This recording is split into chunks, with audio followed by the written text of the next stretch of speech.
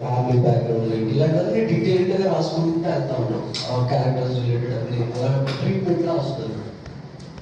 దాని తర్వాత నీకు సీన్స్ బాగా వస్తాయి. ఎందుకంటే you have great idea of the what the characters.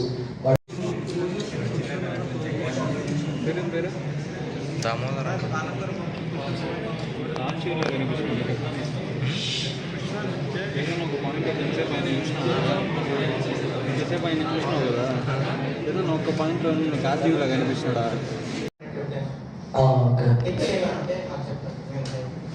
అంటే ఇప్పుడు గెస్ట్ చేయకూడదు ఆడియన్స్ అంటే అది బేసిక్గా స్క్రీన్ ప్లే బేస్డ్ ఫిల్మ్ అయి ఉండాలి.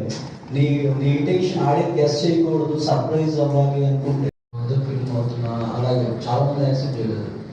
బట్ థింగ్ ఏంటంటే they are very standard film makers, they know their story. నీకు అది ఈవెన్ ఇప్పుడు అర్జున్ రెడ్డి లాంటి స్క్రిప్ట్ ఆఫీస్ కదా,